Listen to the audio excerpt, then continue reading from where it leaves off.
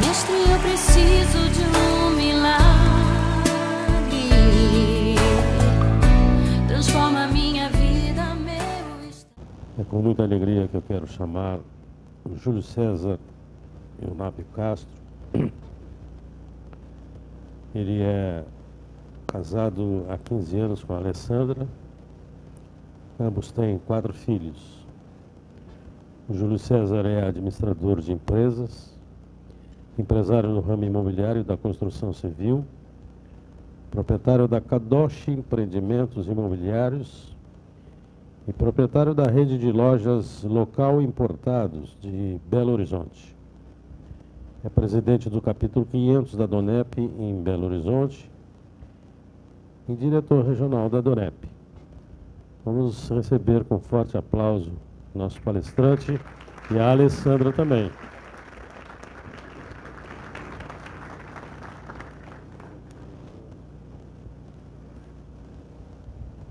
Boa noite a todos.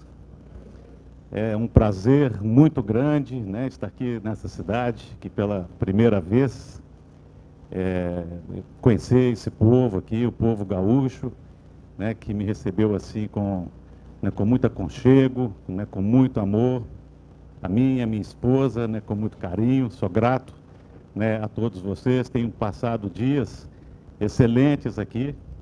Cheguei aqui na sexta-feira, teve um temporal, né, muito grande, e eu sobrevoando assim a cidade, né, ali do avião, eu vi aquele tanto de carro parado. Eu falei assim, meu Deus, está parecendo São Paulo, né? Aquele engarrafamento, depois que eu vi que teve uma chuva, né, muito forte, e teve um alagamento, né? Mas com a cidade grande é assim mesmo, né? Não tem lugar para onde a chuva escoar. Em Belo Horizonte também nós passamos também por esses problemas, mas é uma alegria. Tive em Bento Gonçalves, né, aquela cidade linda, gostosa, e tenho comido um churrasco, né, todo dia. Acho que eu engordei, né, uns 2 quilos. Vou ter que fazer, né, bastante ginástica, correr lá em Belo Horizonte para poder diminuir nesse peso, mas é uma alegria, né, um misto de emoção, de alegria, né, de prazer, né. Queria agradecer ao Humberto, ao Sérgio, né, que me convidaram, ao Rui ali de Bento Gonçalves, né. Eu e minha esposa, nós viajamos o Brasil, né, pela DONEP. É uma honra para a gente participar da DONEP. A DONEP é uma bênção na minha vida, na vida da minha esposa, né, dos meus filhos. Queria apresentar a minha esposa, Alessandra, queria que ela ficasse em pé, que é uma esposa linda, um presente de Deus na minha vida. Eu chamo ela de minha princesa, uma mulher, né, que me ajuda em tudo na minha vida. Quem seria de mim se ela não tivesse ali, né, ao meu lado? E vim de Belo Horizonte, né, sou empresário, né, como muitos aqui são, em dias tão difíceis, né, complicados, com uma economia tão conturbada, né, uma economia tão instável, né. O empresário hoje no Brasil, ele é um homem muito capacitado, né, muito capacitado, porque ele passa por diversas situações, né, situações difíceis, né, e graças a Deus e com Deus a situação ela se torna melhor. Eu quero começar a contar a minha história, porque o que nós fazemos é isso, nós contamos, né, a história de nossa vida. Eu, há 25 anos atrás, eu estava sentado aí como você está, pela primeira vez, né, no jantar da DONEP. E eu, quando cheguei na DONEP, eu conhecia Deus, mas eu achava que Deus, ele era muito grande e muito distante, e que ele tinha coisas muito mais importantes para ele preocupar no mundo do que se preocupar com a minha vida. E aqui na DONEP me apresentaram um Deus diferente. É um Deus próximo, um Deus perto. Ele é tão próximo e ele é tão perto que na Bíblia está escrito que nenhum fio de cabelo cai de sua cabeça sem que ele venha permitir. E na Bíblia diz que ele conhece o seu deitar e o seu levantar. Tamanho é a proximidade que ele quer ter com cada um de nós. Ele é um Deus individual. Ele cuida da pessoa individualmente. Eu aprendi que existia esse Deus e me apaixonei por esse Deus. Eu conhecia a história de Jesus, mas aqui na Donep me apresentaram o Jesus da história. O Jesus da história é diferente da história de Jesus, né? Eu comecei a ter um relacionamento com ele bem perto e bem próximo, e ele mudou mesmo a minha vida. Eu vim de uma família muito simples. Meu pai, ele era um funcionário público, ele era um atendente de balcão, um funcionário simples. E eu sou o terceiro, né, de 4 irmãos. Mas dentro da minha casa aconteceu algo assim muito interessante, que meu pai sempre foi muito apaixonado pela minha mãe, muito apaixonado. Ele, quando saía de manhã cedo para ir trabalhar, ele dava um beijo na minha mãe, mas não era uma bicotinha não, sabe? Ele dava um beijão e abraçava assim na nossa frente e ia trabalhar. E quando ele voltava de noite, mesma coisa, abraçava minha mãe e dava um beijão na minha mãe. E aí ele sentava ali no sofá da sala, de mãozinha dada, ficava assistindo novela. E aquilo era muito bom para a gente, para mim, para os meus irmãos, e nós achávamos assim, casamento é algo muito bom, é algo que vale a pena. Eu cresci neste lar. E a minha mãe era uma mulher super trabalhadora. Minha mãe, ela cuidava ali dos 4 filhos, né? Ela lavava, ela passava, né? Ela cozinhava, ela fazia o para casa com os meninos, ela arrumava a roupa dos meninos, cuidava do meu pai. E eu nunca vi a minha mãe reclamar. Nunca vi minha mãe triste, minha mãe chorando assim pelos cantos da casa. E no final do dia, assim, para ajudar no orçamento doméstico dentro da nossa casa, por volta de 8 horas, minha mãe começava a costurar, e costurava às vezes até 11 horas e até meia-noite. E sempre feliz, e sempre rindo. Isso minha mãe nos ensinou, que trabalhar vale a pena, não importa o serviço que você tenha, mas que se você fizer com amor, se você fizer com carinho, né, Deus abençoa, Deus prospera. E isso que eu aprendi dentro da minha casa. Na minha casa era tão interessante que a gente fazia uma brincadeirinha à noite que chamava assim, Papai Chegou. Papai Chegou era o seguinte: quando dava 18 horas, quando meu pai chegava, ele batia 3 vezes na campainha, e ele ficava ajoelhado ali no chão da sala, e nós saíamos correndo e pulava em cima dele e saía rolando ali pelo chão da casa. Papai chegou. Um dia minha mãe falou assim: meu filho, você não pode mais brincar assim com seu pai. Eu falei assim: não, mamãe, o que está acontecendo? Não, meu filho, você não pode mais brincar assim. Mas o papai não me ama mais? Meu filho, papai te ama muito, meu filho. Mas o que foi, mamãe? O que está acontecendo? O papai não quer mais brincar comigo? Não, meu filho, o papai quer brincar com você. Mas o que está acontecendo, mamãe? Meu filho, porque você já tem 25 anos. Se você ficar pulando assim em cima do seu pai desse jeito, você vai acabar, né, quebrando ele no meio. Então é melhor você parar com essa, para você entender como é que era ali na nossa casa. O nosso relacionamento era muito gostoso, uma família muito unida. E algo muito interessante aconteceu dentro da minha casa, que meus 3 irmãos, eles eram super estudiosos. Mas estudavam, eu nunca vi coisa igual. Eles estudavam 8, 9, 10 horas por dia com muita facilidade. E eu estudava 8, 9, 10 minutos por dia. Eu não conseguia ficar sentado atrás de uma mesa de estudo. E eu ficava vendo meus irmãos ali horas e horas atrás de uma mesa, aquilo me preocupava. Eu não conseguia ficar sentado. E eu descobri que tinha um problema hoje que é muito conhecido, que chama Síndrome do Déficit de Atenção. Vocês já ouviram falar? O TDAH? Então, naquela época não existia um diagnóstico mais correto. Não, esse diagnóstico é mais recente, mas isso é algo terrível que acontece na vida de um homem. É um homem que não consegue focar, ele não consegue terminar aquilo que ele começa a fazer.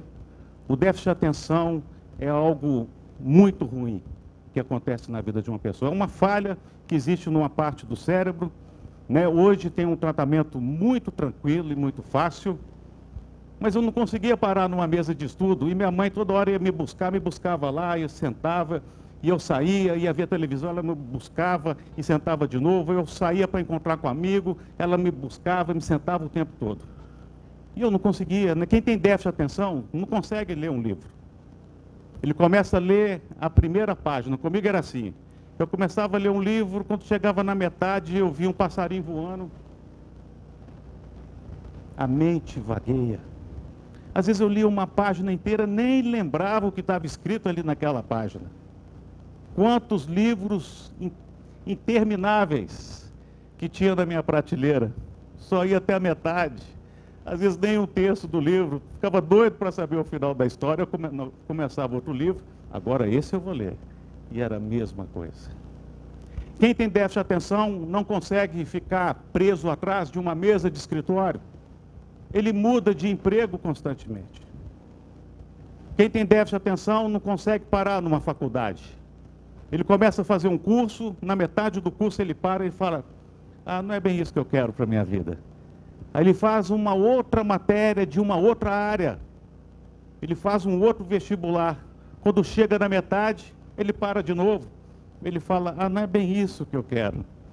Eu fiz 4 cursos superiores, pela metade. Estudei mais de 10 anos na faculdade. Eu sei que tem gente que está rindo, acho que está se identificando com o meu problema. Mas eu quero falar algo sério para vocês. Está comprovado, estatisticamente, que 70% dos jovens que se enveredam para o caminho de droga, prostituição e bebida alcoólica têm déficit de atenção. Porque eles veem os seus amigos progredindo na vida e eles ficando para trás. E na minha casa estava acontecendo isso. Eu fiquei muito preocupado, porque meus irmãos, eu falava assim, eles vão progredir, mas o que vai acontecer comigo? Quando chegava o Natal, meus tios chegavam na minha casa, eles olhavam para os meus irmãos, assim, que só tiravam 9, 10, 9, 10, eu só tirava 4, 5, 4, 5, e eles olhavam para os meus irmãos e falavam assim, ó, vocês... Aí quando olhava para mim, e aquilo era terrível para mim. Né? Minha estima baixou, né? Fiquei muito preocupado. Mas quando eu tinha 17 anos de idade, eu encontrei com um amigo meu na rua, muito bem vestido. Naquela época, a gente era mais menino, as pessoas usavam uma roupa de linho, umas camisas de manga comprida de linho, uma calça de linho, né? Um sapato de bico fino, né? Tinha umas pulseiras de ouro no braço. E esse amigo meu estava assim, desse jeito, cheio de pulseira aqui no pescoço, né? E eu perguntei para ele, rapaz, né, o que você está fazendo? Você está tão bacana. E eu estava com uma calça velha ali, um tênis velho, uma camiseta velha. O que você está fazendo? Não, eu estou vendendo consórcio, né? Ele falou assim, estou vendendo consórcio. O consórcio era novo naquela época, né? E era uma novidade. E eu perguntei, será que eu não posso trabalhar nessa empresa? Ele falou assim, ah, não sei, vamos lá, você vai fazer uma entrevista com o gerente, se ele agradar de você, né? Quem sabe ele te chama para trabalhar aqui com a gente. Eu fui lá, fiz uma entrevista e me aceitaram. E eu descobri a minha profissão. Porque quem tem déficit de atenção não consegue ficar atrás de uma mesa. E eu comecei a visitar clientes, né? Eu andava de ônibus ali pela cidade de Belo Horizonte, era uma paisagem bonita de um lado e do outro. Todo dia eu ia conhecer pessoas diferentes, clientes diferentes. E eu, com 3, 4 meses daquela empresa, estava entre os 5 primeiros colocados de venda daquela empresa. Vendendo bastante carro pelo consórcio. E com um ano, eu já fui o primeiro colocado daquela empresa. E com um ano eu consegui comprar o meu carro. Era um Fusquinha, né? Muitas pessoas começavam naquela época com o Fusquinha, né? O Fusquinha era o carro da época. E eu cheguei na minha casa com o Fusquinha e o meu pai falou algo muito importante. Meu pai falou assim, desses meus filhos aqui, eles vão vencer na vida porque eles são estudiosos, mas o Júlio, ele vai vencer na vida porque ele é trabalhador e criativo. Quando meu pai falou aquilo, sabe, é como se fosse algo muito importante que me fez crescer mais. Eu quero dizer para vocês, é muito importante a bênção de um pai. Uma palavra de bênção que o pai lança sobre a vida do seu filho. Porque nós vivemos hoje dias difíceis, como eu falei. Às vezes o empresário passa por um momento difícil, às vezes não consegue pagar uma conta, né, um aluguel, uma folha de pagamento, né, e às vezes ele acaba levando para dentro da sua casa e acaba descontando isso, às vezes, na sua esposa e nos seus filhos. E existe hoje um tal de abuso que chama abuso moral. Abuso moral, o que que é? É quando você recebe uma palavra dura de uma pessoa bem próxima de você, às vezes do pai, às vezes da mãe, às vezes de um irmão mais velho. Tipo assim, sai daqui que você não presta para nada, vai para lá, menino. Vai para lá que você não faz nada certo, você faz tudo errado. Olha o que você fez, você não faz nada certo. Sabe, essas palavras duras. Às vezes a pessoa, ela cresce com essa palavra a vida inteira e aquilo transforma em algo ruim ali no futuro. Eu lembro que há pouco tempo atrás um amigo meu chegou para mim e falou assim: Júlio, quebrei a minha empresa. Eu falei assim: mas como aquela empresa tão boa, tão interessante? Ele falou assim: bem que meu pai falou que eu não presto para nada. A pessoa carrega isso para a vida dele. Então eu quero dizer para vocês aqui que são pais, às vezes se você é um pai mais velho, se seu filho está grande, né, você pode quebrar essa palavra. Aquela palavra que você lançou sobre a vida do seu filho, você vai assim: eu quebro essa palavra, eu não aceito sobre a vida do meu filho. Se você tem um filho novo, você fala com ele: filho, você é campeão, você vai progredir, você vai para frente. Mesmo que ele tire 2 ou 3 numa prova, você tirou 2 agora, mas na próxima você vai tirar 10. Sabe como é importante uma palavra de bênção de um pai? E eu recebi essa palavra, e eu segurei nessa palavra, e eu me amparei nessa palavra do meu pai, e eu comecei a me tornar um melhor vendedor ainda. Naquela empresa ali, eu já ganhei todos os troféus de venda naquela empresa, e eu com 21 anos de idade, eu montei uma imobiliária em Belo Horizonte, uma corretora de imóveis. Com 25 anos, eu já tinha uns 10 corretores que trabalhavam para mim, já tinha imóvel próprio, já tinha carro novo, estava progredindo.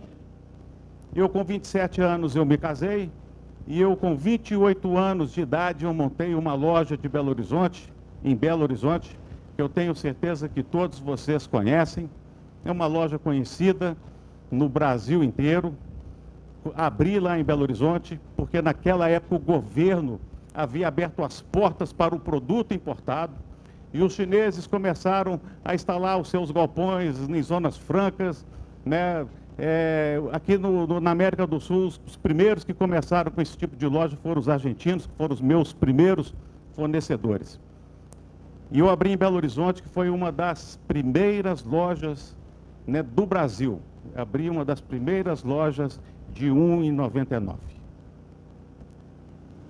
Quem já comprou na loja de R$ 1,99 aqui? Todo mundo já comprou. Eu abri essa loja em Belo Horizonte, não havia no Rio de Janeiro, em São Paulo, na Bahia, não havia nos polos mais movimentados economicamente do Brasil, não existia esse tipo de loja, e foi algo assim, um sucesso em Belo Horizonte. Né, dizem que para você, quem tem uma empresa que quer testar algum produto no Brasil, tem que abrir em Belo Horizonte e em Curitiba, que são as cidades, né, mais difíceis. Se ali deu certo, você pode abrir para o resto do Brasil, que vai ser um sucesso. Porque o mineiro, eles falam que é muito desconfiado, né? Desconfiadinho, gosta do queijinho, né? Ela é todo desconfiado. E eu abri aquela loja ali, uma lojinha pequena, de 18 metros quadrados, numa galeria muito movimentada em Belo Horizonte, e aquela loja encheu no primeiro minuto, ficou lotada. Se bem que era uma loja pequena também, qualquer 12 pessoas ali, 13 pessoas, enchia a loja, mas encheu a loja, só era eu e meu sócio, e a venda naquele dia foi um sucesso. E eu fiquei até preocupado, porque às vezes eu via pessoas saindo da loja, eu não sabia se ela saiu pagando a mercadoria, se não pagava, se entrou, se pagou, e a gente tinha que fechar as portas ali várias vezes, porque deixava a pessoa resolver, depois saía aquele bolinho, abria, entrava outro bolinho de novo, era assim o tempo todo. E aí no outro dia, quando nós abrimos a porta da loja, tinha mais de 200 pessoas ali fazendo uma fila na porta da loja. E todos perguntando, mas isso aqui é o I99? Isso aqui é o I99. Mas isso aqui é isso aqui também. Mas isso aqui é o I99?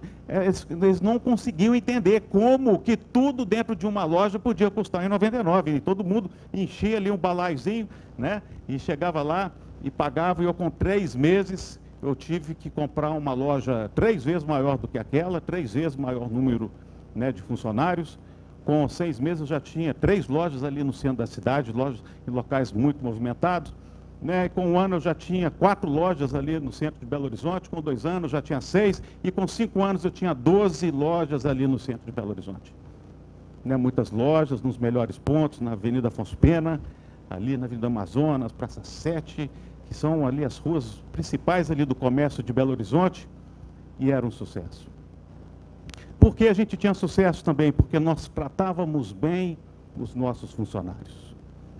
Se você quer ter sucesso na sua empresa, se você quer empreender, se você quer abrir uma loja, ou abrir qualquer tipo de negócio, o sucesso número 1, a dica número 1, é que você trate bem seu funcionário. Que você pague bem seu funcionário. Eu pagava um salário superior 20%, 30% a mais que o salário de categoria. Você sabe o que isso acontecia? Eles retornavam para mim, né, como força de trabalho e alegria.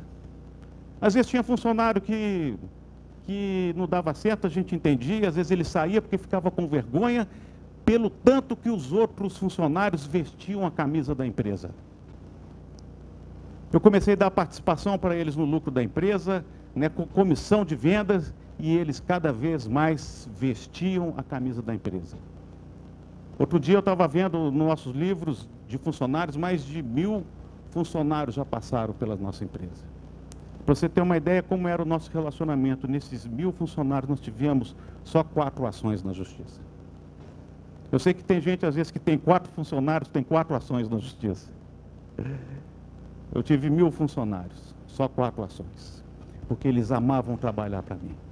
É uma dica que eu te dou aqui nessa noite. Se você quer empreender, quer abrir alguma loja, alguma coisa, pague bem seu funcionário, que ele vai trazer um retorno muito grande para você.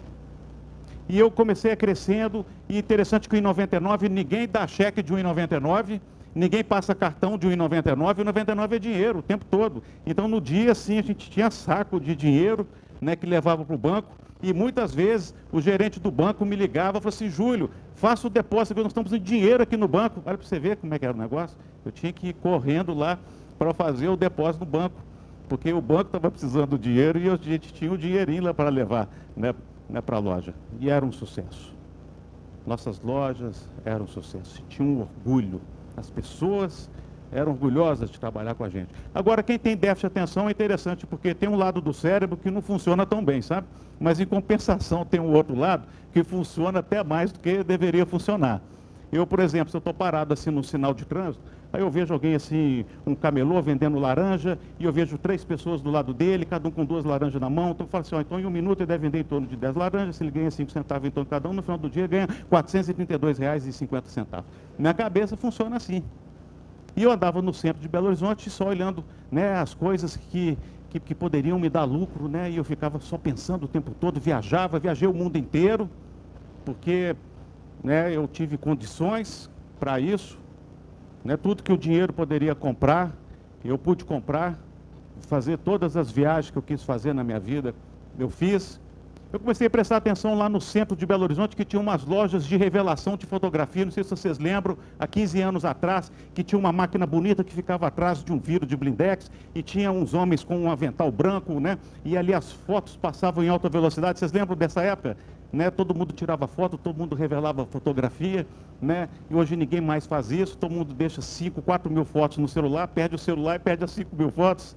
Né? Às vezes foto de batizado, de casamento, foto do menino, e fotos que não podiam perder, e infelizmente hoje a gente acaba perdendo. Antigamente nós revelávamos as fotos, né? Todo mundo tinha o seu álbum dentro de casa, e eu vi que todo mundo que tinha esse tipo de loja em Belo Horizonte tinha 20, 30 lojas, e eu falei assim, eu quero entrar nesse ramo também. Mandei vir uma máquina dessa lá do Japão, e montei uma loja ali na Rua Rio de Janeiro, em Belo Horizonte, num pontaço, e foi uma loja também, né, muito legal. Tudo que eu fazia dava certo.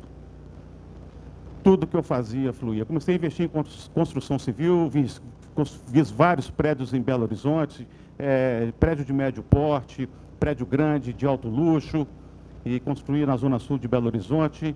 Enfim, a gente precisava de investir o nosso dinheiro em alguma coisa, e eu sempre, como eu trabalhava nessa área imobiliária, era uma área muito rentável naquela época, e eu investi muito na construção civil, e tudo que eu fiz na construção civil também foi muito bom. Eu comecei a abrir em Belo Horizonte um shopping chamado Feira Shopping. Não sei se vocês já ouviram falar, se aqui tem aqui em Porto Alegre. A gente aluga uma loja muito grande no ponto e a gente faz vários estandes e nós alugamos esses estandes para lojistas. Então eu fiz essas lojas lá e alugava vários estandes, eram vários aluguéis ali que a gente recebia. Mas nessa época também, essa feira, quando eu fiz, foi num momento difícil da minha vida, que eu vou contar um pouquinho mais para frente, mas tudo que eu fazia dava certo. Tudo que eu fazia dava certo. Mas eu quero dizer para vocês que na Bíblia está escrito assim, que o homem pode fazer planos, mas a resposta certa é do coração de Deus. Você sabe o que isso significa? Significa que você pode ser excelente naquilo que você faz. Você pode ser um lojista, assim como eu achava que eu era fantástico.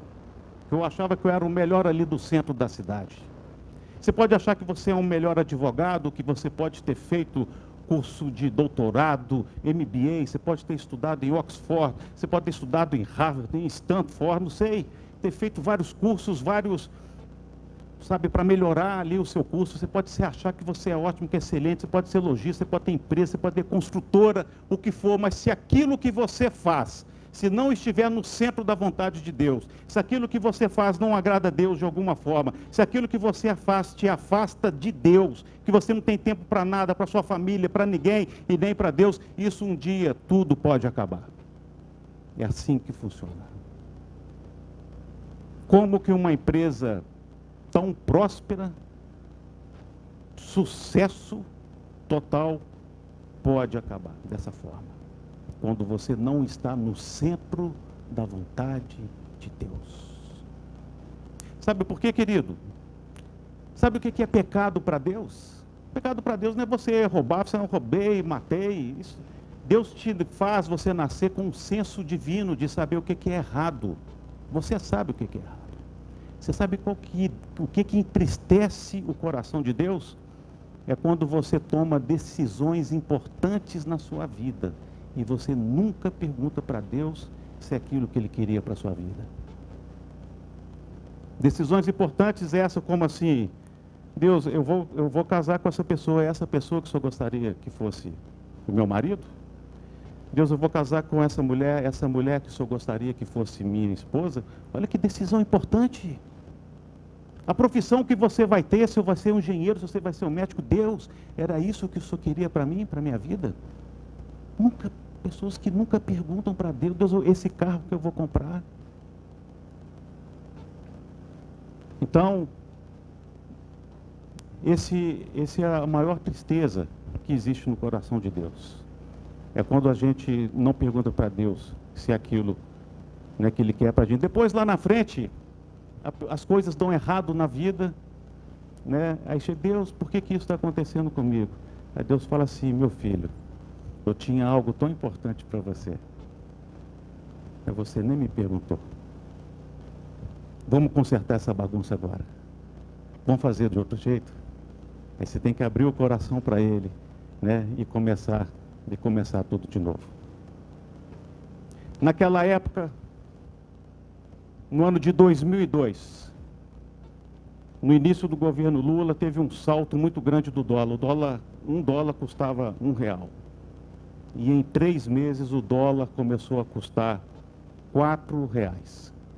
Sabe o que aconteceu? Meus fornecedores pararam de ir na China trazer mercadoria.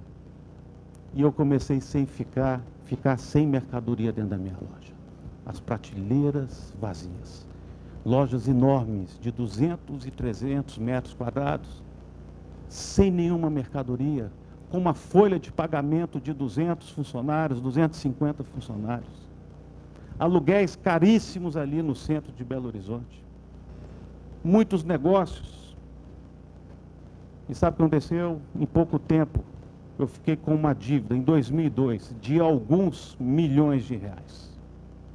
Dívida de imposto, dívida de fornecedor. Como que uma empresa tão incrível pode acabar assim, desse jeito? Eu estava tão desesperado ali naquela época que encontrei com um amigo meu da Donep e ele me apresentou um advogado famoso que tinha um escritório muito grande em Belo Horizonte que fazia falências de empresas grandes. E eu peguei todo o nosso emaranhado de problemas, levei para aquele escritório, para aquele advogado, fazer um estudo sobre a nossa situação. E ele falou assim, dentro de 4 dias eu te chamo aqui. E 4 dias ele me chamou, eu fui lá. E ele falou assim, Júlio, senta aí, fica sentado, que eu tenho algo muito difícil para falar para você. Você está quebrado. Você quebrou. A sua situação está difícil. E eu fiquei, mas não tem jeito de fazer? Tem. O jeito que você tem que fazer é o seguinte, você vai parar caminhões na porta da sua empresa, você vai encher de mercadoria o que tiver lá, tudo, e some de Belo Horizonte. Eu falei, nossa, que ideia boa essa, né? Você some de Belo Horizonte, você vai para uma outra cidade, lá você monta uma outra loja e começa tudo de novo. Com um CNPJ diferente, um nome diferente. Eu falei assim, mas e os meus funcionários? São todos amigos, é uma família. Eles vão bater na porta lá e a porta vai estar fechada. Ele falou assim, olha, não se preocupe com funcionários. É a nossa especialidade. Nós fazemos isso, isso, assim, assim, desse jeito e tal. Não preocupa, não vai embora que eu seguro os funcionários todos aqui. Porque no Brasil, infelizmente, né, com essa crise que nós temos, e tem crise também de caráter às vezes. As pessoas quebram a sua empresa, mas o patrimônio da pessoa física, eles conseguem salvar. Né? Tem advogados excelentes para isso, que fazem isso. Mas eu não achei que isso era uma forma correta. Eu falei com ele assim, eu tenho um patrimônio, eu acabei de construir um prédio agora, mas esse prédio não pagava nem 1/3 do problema que eu tinha. Ele falou assim, Júlio, se você vender o seu patrimônio, você é burro. Me chamou assim. E eu saí de lá com meu sócio e falei assim, vamos vender tudo? Ele falou assim, vamos vender. E nós vendemos tudo, tudo que a gente tinha, para honrar a dívida com funcionário, com fornecedor, com quem mais que tivesse. Uma decisão muito difícil. Eu quero dizer para vocês nessa noite, decisão é algo muito difícil. Se você toma uma decisão errada na sua vida, geralmente uma decisão errada, às vezes a pessoa passa a vida inteira e não consegue inverter a situação de uma decisão errada. Nós tomamos decisões, todos nós tomamos decisões. Você toma decisão dentro do seu casamento, você toma decisão em relação ao seu filho, você toma decisão em relação à sua empresa. Qual é o tipo de decisão que você está tomando? Eu creio que se eu tivesse tomado a decisão dele salvar o meu patrimônio e acabar, talvez eu não estaria aqui hoje falando o que eu tenho para falar para vocês. A decisão é muito importante. E eu tomei essa decisão. E quando eu tomei essa decisão, para vocês terem uma ideia, quando você toma uma decisão acertada, Deus, Ele começa a abençoar a sua vida. Eu lembro que 3 meses depois, o governo federal estadual lá no meu estado soltou um refis de 360 meses. Aquela minha dívida de milhões virou 2, 3 mil reais por mês. Acabou não sujando o nome da minha empresa. Mas eu quero dizer para vocês que nessa época também aconteceu algo muito difícil comigo. A minha esposa, ela conheceu uma outra pessoa e me abandonou com um filho de 3 anos e um de 1 ano de idade. Foi tudo ao mesmo tempo. Aquela empresa fantástica, aquela empresa sensacional, tinha acabado. E o meu casamento, que eu nasci num lar, que eu vi o meu pai e minha mãe de mão dada a vida inteira, cria num casamento. Eu achava que casamento era a melhor coisa do mundo. E meu casamento foi pego de surpresa, não era para acontecer, surpreendeu todo mundo, a sociedade ali de Belo Horizonte, foi algo assim muito muito dramático, muito duro, e de repente eu estava sem nada. Sem nada. Sem nada. Tudo acabado. Empresa acabou. Casamento acabou. Eu estava com 2 filhinhos, um agarrava na minha perna de um lado, o outro do outro, e falava assim: papai, onde é que está a mamãe? E chorava e gritava: papai, cadê mamãe, papai? Papai, cadê mamãe? O homem sem emprego, ele se sente como se fosse a pior pessoa do mundo. Porque o homem, ele nasce com o dom de ser o provedor da sua casa. Ele nasce com isso, mesmo que ele não seja, mas ele sente isso no coração. Ele tem aquela vontade de cuidar da sua família, cuidar da esposa. O homem nasce com isso. Então, quando o homem ele não tem emprego, ele se sente a pior pessoa do mundo. Quando ele não recebe o seu salário no final do mês, ele se sente a pior pessoa do mundo. Agora, o homem dessa forma e ainda sem família, ele quer morrer. E a minha vontade naquela hora era de comprar um revólver e fazer algo muito ruim. Eu fiquei, aquilo foi falando no meu coração: faz isso, você acabou com sua vida, olha só, você não é ninguém, você não é nada, olha só, ninguém sabe aquela palavra, aquela conversa que fica assim, é algo terrível. Eu tive uma depressão profunda. Eu tive uma depressão que eu fiquei deitado numa cama durante 30 dias sem poder levantar, num quarto escuro. E depois eu vi na Bíblia que Davi falou que ele estava num sentimento de tanta tristeza que ele sentia dor nos ossos. E eu lembro que eu sentia essa dor nos ossos. Eu ficava deitado numa cama e não conseguia levantar meu braço. Eu tentava levantar meu braço, parecia que o meu braço ele pesava 500 quilos. Doía minha perna, era uma dor profunda. Mas graças a Deus passou rápido, foi 30 dias, porque meus filhos, eu tinha que fazer algo para os meus filhos, que eles estavam ficando desesperados. E eles choravam: papai, cadê papai, cadê eu? E eu tinha que dar, só eu que podia dar comida na boca deles. E não deixava ninguém. Fui para a casa da minha mãe, morar com minha mãe, para me ajudar, que me ajudou muito. Só eu que podia dar comida na boca do meu filho, dos meus filhos. Eles não deixavam ninguém. Ninguém podia dar banho neles, era só eu que podia dar. E a gente chorava a noite inteira. Deitava, os meninos, eles dormiam assim agarrados, eles seguravam assim no meu pijama, assim, ó. Um de um lado segurava com força e o outro segurava aqui mais embaixo, um de um lado e um do outro, segurando com medo de eu sair de casa. Que dor. Que dor. Agora eu desafio qualquer mulher aqui nessa noite que consiga trocar 2 fraldas de menino de madrugada, 3 horas da manhã, no escuro, em 5 minutos. Fiquei craque. A fazer mamadeira, fiquei craque na fralda. Sabe, Deus vai te ajudando e vai compensando. Mas foi muito difícil para mim. Eu quero dizer para vocês que na Bíblia Jesus diz assim: vinde a mim todos vós que estáis cansados e sobrecarregados, que eu te aliviarei. Você sabe o que significa isso, querido? Alívio de verdade é só Jesus que dá. Ninguém mais. Você não consegue produzir alívio para você mesmo, você não consegue comprar alívio, você não consegue que seu pai e sua mãe te dê alívio, que sua esposa te dê alívio, porque na Bíblia fala que o alívio verdadeiro é só Jesus quem dá. Ninguém mais. E eu aprendi isso. E eu comecei a buscar esse Jesus da Bíblia intensamente. Dono do alívio. Quantas pessoas aqui, nesta noite, que precisam de alívio? Quantos estão passando por problemas? Todos nós passamos. É dentro de casa, no casamento, é com filho, problema financeiro. Todos nós temos problemas e temos dificuldade. Você sabe o que é que o homem fala nesta hora tão difícil da vida dele? Ele fala assim: Deus, por que isso está acontecendo comigo? Essa é a pergunta que todo mundo faz. Deus, olha para mim. Por que o Senhor está permitindo que isso aconteça comigo?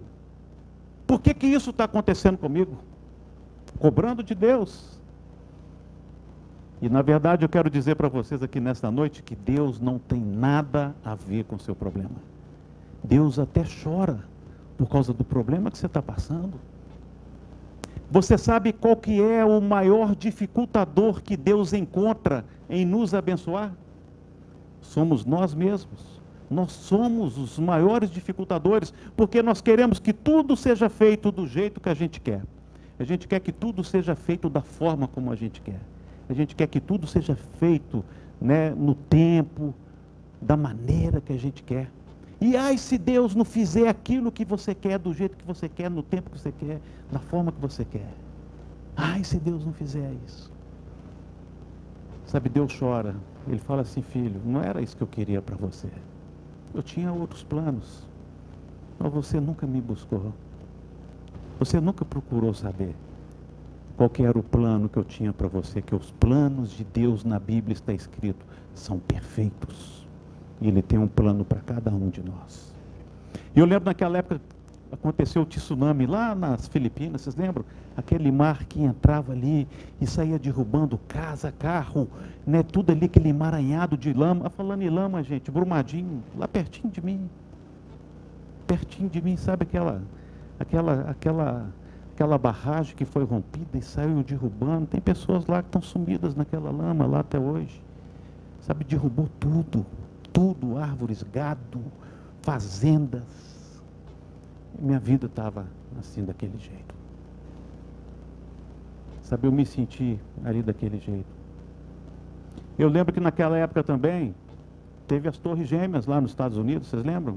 Como que aqueles aviões sobrevoaram Nova York, o espaço aéreo ali dos Estados Unidos, da maior nação do mundo, e foram ali de encontro com aquelas duas torres. E eu, há um ano atrás, subi lá no World Trade Center, lá no último andar, e vi ali, sabe, como que o homem é capaz de chegar e de fazer. Aquele prédio ali era o ícone da economia mundial. Todas as maiores empresas do mundo inteiro estavam sediadas ali naquele prédio. Eles queriam mostrar que a economia do mundo, né, poderia estar ali aos pés, né, daqueles homens, dos terroristas que fizeram aquilo. Eles queriam dizer isso. Por isso que foram, né, de encontro com aquelas torres. Morreram mais de 6.000 pessoas inocentes ali naquele lugar. 452 bombeiros que estavam subindo ali pelas escadas para resgatar as pessoas. E eu lembro que naquela noite, uma rede internacional chamada CNN, dos Estados Unidos, ela fez uma entrevista em horário nobre e no canal internacional para todo mundo, com uma mulher conhecida nos Estados Unidos, filha de um grande homem, um homem que cuidava de pobres na África, na Ásia. Esse homem chamava Billy Graham e ele faleceu tem pouco tempo atrás. E eles chamaram essa mulher em rede, né, internacional. E eles fizeram uma pergunta para ela assim, muito forte, encostando ela na parede. Eles perguntaram para ela assim: onde é que está Deus diante dessa situação? Sabe o que ela respondeu? Ela falou assim: onde é que está Deus? É uma boa pergunta. Deixa eu te falar onde é que está Deus. Antigamente, as criancinhas, antes de subir para uma sala de aula, elas cantavam um hino de adoração a Deus e subiam para a sala de aula. Hoje proibiram cantar hinos a Deus nas escolas. Tiraram Deus de dentro das escolas. Antigamente os maridos, na sua mesa de refeição, faziam uma oração agradecendo a Deus pelo alimento que estava ali dentro da casa dele. E hoje mais nenhum marido faz nenhuma oração dentro de casa. Tiraram Deus de dentro das casas. E você me pergunta onde é que está Deus? Eu aqui pergunto para vocês: aonde é que vocês têm colocado Deus? Aonde é que vocês têm colocado Deus?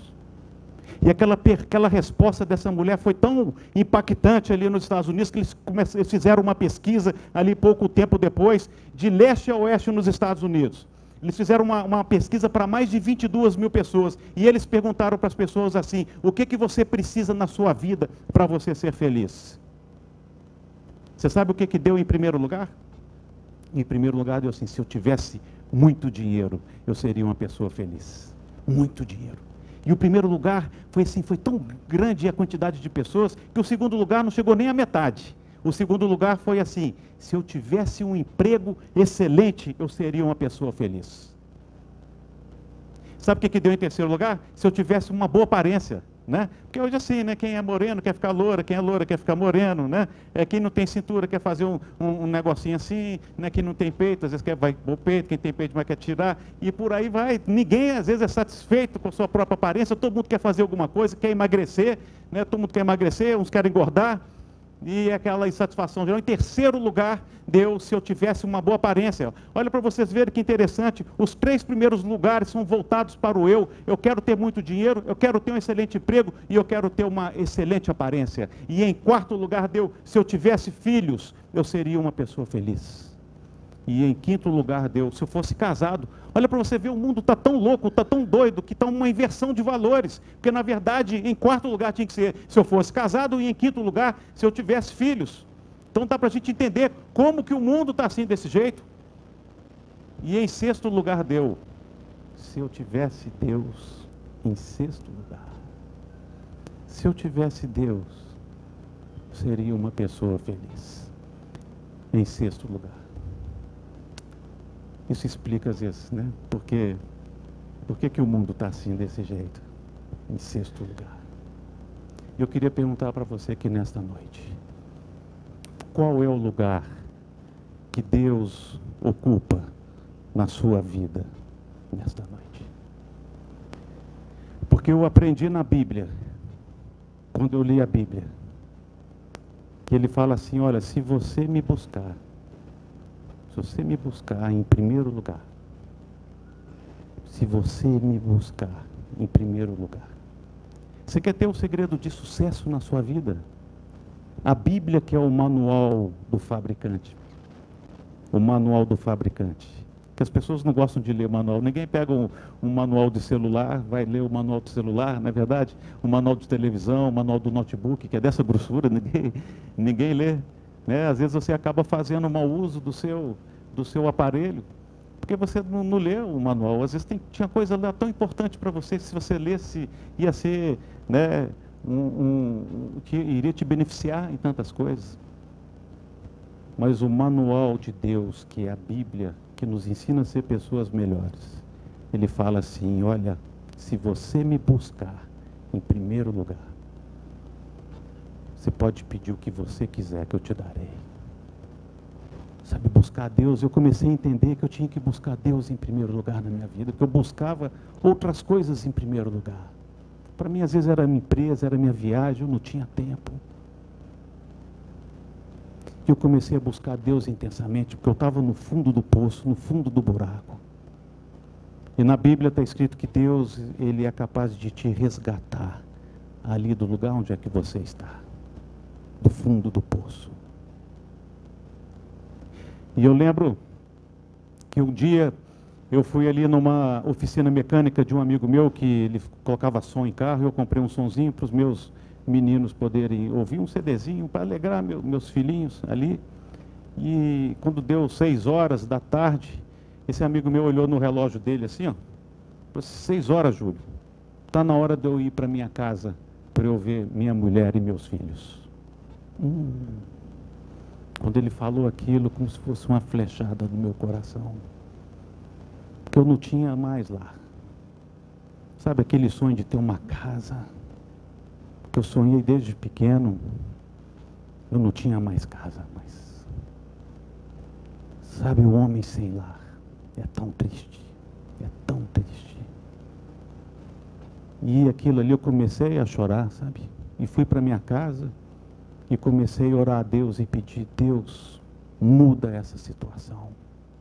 Por favor, Deus, muda essa minha situação. Eu quero ter uma casa, eu quero ter um lar, eu quero ter uma esposa. E comecei a orar a Deus, a pedir a Deus para que Ele me desse uma esposa. E eu comecei a idealizar essa esposa e falar com Ele assim: Deus, eu quero uma mulher correta, Senhor, eu quero uma mulher honesta, eu quero uma mulher sincera, eu quero uma mulher que seja apaixonada por mim, eu quero uma mulher que eu seja apaixonado por ela, eu quero uma mulher que ela seja apaixonada pelos meus filhos. Porque na verdade eu não era só, era um kit, né? Era um kit. Era igual o combo do McDonald's. O marido, você compra o sanduichinho lá, você ganha 2 bichinhos, né? Eu era o kit do McDonald's. Então, que mulher que ia querer um homem com 2 filhos, né? Só Deus. E eu comecei a orar, Senhor, me dá essa mulher que seja apaixonada comigo, que eu seja apaixonada com ela, que ela ame os meus filhos, que meus filhos a amem também. E, se possível, Deus for uma loura de olho verde também, eu vou gostar muito. Porque a gente tem que pedir para Deus com detalhes. Porque Ele te dá com os detalhes que você pedir. Sabe, Deus me abençoou.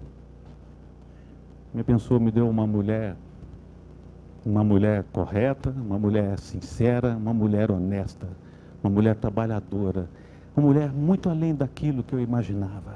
Uma mulher apaixonada por mim e eu sou apaixonado por ela. E ela ama os meus filhos e meus filhos a amam. Ela cuidou dos meus filhos como se fosse filho dela. Se falasse com os meninos que eles não eram filhos dela, ela brigava. Se falava com eles que eles não eram filhos delas, eles brigavam. Sabe, um amor. Deus reconstruiu minha casa. Deus reconstruiu o meu lar. Sabe onde é que estava escrito derrota? Deus começou a escrever sucesso no meu coração. Onde é que estava escrito tristeza? Deus começou a escrever uma alegria. Deus começou a me abençoar. Ele me deu essa esposa, essa mulher linda que está ao meu lado já há 15 anos e hoje nós temos mais 2 filhos. 2 filhos. Temos o Davi. Eu tenho o Pedro, que tem 21 anos de idade, que mora nos Estados Unidos, mora em Miami. Tenho o Lucas, que tem 18 anos de idade. Eu tenho o Davi, que tem 12 anos, que é meu filho com ela. E a Sarinha, que é a rapinha do tacho, que tem 9 anos. Lá em casa tem 4 homens para tomar conta dessa menina lá. Nós vamos tomar conta dela direitinho, né? Deus reconstruiu minha casa. Daquela empresa que eu tinha, que eu devia milhões ali de imposto, virou frações pequenininhas por causa de decisão certa que eu tomei.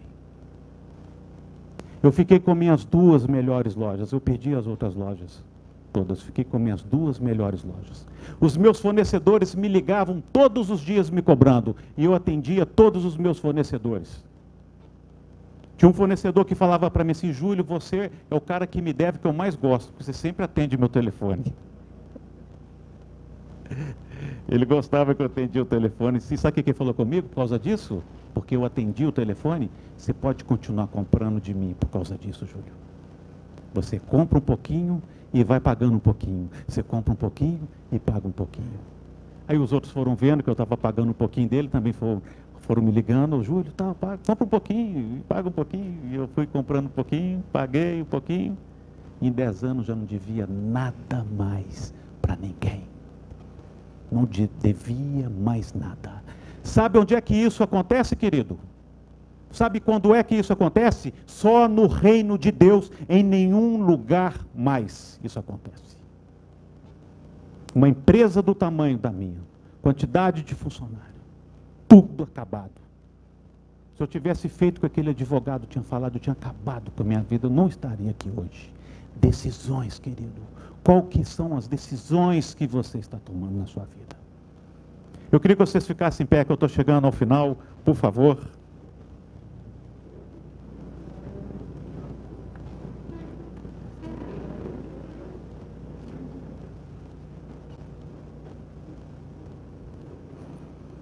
O meu filho número 2, o Lucas, entendeu? Número 1, número 2, número 3, número 4. O número 2 teve uma pneumonia quando ele era neném, uma pneumonia muito forte. Estava tendo um surto de pneumonia em Belo Horizonte. Quando eu levei ele para o hospital, os médicos fizeram uma avaliação nele ali, naquela hora, e levaram ele para a UTI. E lá na UTI, porque o grau dele estava tão avançado da pneumonia, que eles entubaram meu filho, colocaram ali aquele tubo ali pela boca, um respirador, colocaram uma parenteral aqui no pescoço dele, colocaram o catéter no corpo dele inteiro, aqui no pulso, no pé, até na uretra dele colocou, do Lucas. E eu falei assim: meu Deus, né, aquilo, você vê aquela situação, você vê o seu filho na UTI do hospital dessa forma, né, já todo sedado, desacordado, caído assim para o lado, isso é algo que assusta. Logo depois entrou um menino do lado do meu filho, e esse menino tinha o mesmo grau de pneumonia do meu filho, e esse menino faleceu 6 horas depois. E eu vi os pais dele ali chorando, em desespero. E eu fiquei desesperado também. Falei, meu Deus, não é possível. Não é que é algo terrível isso? Algo inesperado. E para piorar a situação, o meu filho teve falência em todos os órgãos naquela noite. Só funcionava o cérebro e o coração dele. E eu vi a médica conversando com o meu irmão assim no cantinho, como se fosse ali naquela parede ali no fundo. E eu vi ela falando assim com ele, olha, ele tem 1% de chance de sobreviver. Eu quero dizer uma coisa para você nesta noite. De tudo que eu falei aqui nesta noite, eu quero que você nunca vai esquecer desta frase que eu vou falar agora. 1% com Jesus é igual a 100%. 1% com Jesus é igual a 100%. Eu chamei uns amigos da Donep, nós fomos lá orar pelo meu filho, e ficamos orando horas ali para ele ali. E naquela mesma noite, todos os órgãos dele voltaram a funcionar. E 30 dias ele saiu do hospital. E um companheiro meu, 18 anos de idade, meu amigo. 1% com Jesus é igual a 100%. Eu não sei como você veio aqui nesta noite. Eu não sei como está a sua vida. Às vezes, o seu casamento aqui está a 1%. Às vezes, a sua situação financeira está a 1%. Eu não sei o que está 1%, mas você sabe. Às vezes você chegou deprimido, às vezes a sua vida com você mesmo, você fala assim, olha, eu estou sentindo 1% da minha vida. Eu não estou feliz com a minha vida. Eu não estou feliz com o desfecho da minha vida, com tudo que aconteceu até hoje. Eu estou 1%. Às vezes eu sou 1% em relacionamento com pessoas. Relacionamento dentro da minha casa, com meus filhos. O que está 1% para você? Eu quero te dizer que 1% com Jesus é igual a 100%. E 99% sem Jesus é igual a 0. 99% sem Jesus é igual a 0. E eu aprendi isso. Jesus é o único que pode transformar a sua vida. Assim como Ele fez comigo, Ele pode fazer com você também. E Ele vai fazer isso com você nesta noite. Porque foi num dia como esse, como eu estava assim, em pé, assim como você está nesta noite. Eu queria que você fechasse os olhos, onde que você está, que você colocasse a mão no seu coração. Esse é um momento seu, é um momento seu com Deus. Há 25 anos atrás, eu fiz uma oração que mudou a história da minha vida. E eu queria que... Eu vou fazer essa oração aqui com vocês nessa noite, e vocês vão repetir comigo essa oração. E eu tenho certeza que essa oração vai mudar a história da sua vida. Essa oração não é uma oração que nós criamos aqui na Donep. Essa oração está escrita na Bíblia. O apóstolo Paulo escreveu aos Romanos, no capítulo 10, no versículo 9, está escrito: se você com a sua boca confessar a Jesus Cristo como seu Senhor e seu Salvador, e em seu coração crer que Ele ressuscitou entre os mortos, então você será salvo. Então eu começarei a habitar dentro de você, e sua vida nunca mais será a mesma. Olha para você, a Bíblia fala de coisas muito simples. E se você fizer essa oração, a Bíblia diz que o segredo dela é que se você fizer de todo o coração. Porque às vezes as pessoas falam de boca para fora, não tem um ditado assim, ele fala de boca para fora. Mas aqui nesta hora, se você quer uma mudança na sua vida, se você quer que Deus transforme o seu 1% em 100%, você tem que fazer essa oração de todo o seu coração. E eu gostaria que você fechasse seus olhos, e eu vou fazer essa oração, e todos vão repetir essa oração comigo. Essa oração diz assim: Senhor Jesus, eu creio nesta noite, e ouvi falar do Senhor de uma forma diferente. Senhor Jesus, eu creio que o Senhor morreu na cruz do Calvário para me salvar. Senhor Jesus, eu declaro nesta noite que eu sou um pecador e que tomei muitas decisões erradas. Senhor Jesus, me perdoa, corrige tudo que eu fiz de errado. Senhor Jesus, nesta noite, eu te confesso como meu Senhor e o meu único Salvador. Senhor Jesus, muda a história da minha vida, porque eu estou falando de todo o coração. Senhor Jesus, escreve o meu nome no livro da vida e me dê a paz. Continue de olhos fechados, todos vocês, do jeito que vocês estão. Quem é aqui nesta noite que fez essa oração de todo o seu coração? Faz um sinal assim com a mão para mim que eu vou fazer uma oração com você. Deus te abençoe. Fique de mão levantada, não abaixa não. Todo mundo de mão levantada, porque vocês estão levantando a mão não é para mim, não é para ninguém que está do seu lado, é para Ele, que Ele está vendo você levantar a sua mão. Deus te abençoe atrás, Deus te abençoe, Deus te abençoe, Deus te abençoe aqui atrás, Deus te abençoe, Deus te abençoe aqui atrás, vocês aí também, Deus te abençoe, Deus te abençoe, continue de mão levantada, Deus te abençoe, Deus te abençoe, Deus te abençoe, todos aqui, ó, essa fileira aqui, todo mundo, Deus abençoe, Deus abençoe, Deus abençoe. Deus abençoe a todos, Deus abençoe, Deus abençoe, Deus abençoe aqui todo mundo que fez essa oração, que eu sei que fez de todo o coração. Eu queria pedir mais, pode pedir para vir aqui à frente? Porque eu tenho um presente para dar para vocês, eu quero apertar a mão de vocês, eu quero que vocês venham aqui à frente, que eu vou, quem fez essa oração pela primeira vez, eu quero que você venha aqui na frente, que eu vou te dar um presente, eu quero apertar a sua mão. Pode vir aqui à frente aqui, por favor, e fica bem pertinho de mim aqui, ó. Como é que você chama? Deus te abençoe, Antônio. Seu presentinho para você. Fica aqui, tá? Eu vou fazer uma oração. Como é que você chama? Ô, Domingos, Deus te abençoe, Domingos. Fica aqui na frente aqui. Como é que você chama? Margarete, Deus te abençoe, Margarete. Como é que você chama? O Guilherme, Deus te abençoe. Como é que você chama? Ô, Michele, Deus te abençoe, querida. Como é que você chama? Valquíria, Deus te abençoe. Como é que você chama? Ô, Pablo, Deus te abençoe, Pablo. Ô, querido, Gisele, Deus te abençoe. Como é que você chama? Roberto, Deus te abençoe. Como é que você chama? Daniele, Deus te abençoe. Como? Carla, Deus te abençoe, Carla. Ernesto, prazer, Ernesto. Tiago? Ô, Tiago, Deus te abençoe. Queridos. Carla, Deus abençoe. Vem vindo mais para cá, porque tem muita gente aqui. Ó. Vamos ficar assim de frente, que eu vou ficar em pé aqui. Pode vir para cá. Eu quero cumprimentar vocês, todo mundo. Como é que você chama? Fica aqui na frente, Lindis. Pode ficar ali. Ô, Alexandre, Deus te abençoe, Alexandre. Como é que você chama? Nívia, bem-vindo ao céu, Nívia, bem-vindo. Ramiro, Deus te abençoe. Como é que você chama? Sônia, Sueli, faz favor aqui, Sueli, fica aqui na frente. Como é que você chama? Ricardo. Vem cá, Ricardo, fica aqui, fica aqui. Como é que você chama, querido? Rubens, Deus abençoe. Eu sei que tem mais gente, tem gente que levantou a mão e atrás aqui no cantinho. Pode vir vocês. Eu vi vocês levantando a mão, não fica com vergonha não. Pode vir aqui. E agora você faz parte do povo mais feliz da terra. Nós vamos distribuir, faz favor, como é que você chama? Como? Isabel, faz favor, Isabel, fica aqui na frente, por favor. Como é que você chama? Rafaela, por favor, Rafaela, Deus abençoe. Como é que você chama? Patrícia, por favor, Patrícia, fica aqui, Deus abençoe. Sandro, Deus te abençoe, Sandro. Tem mais alguém? Que eu vou fazer uma oração, porque na Bíblia está escrito assim: quando a gente liga aqui na terra, será ligado no céu. Sabe, isso chama unidade.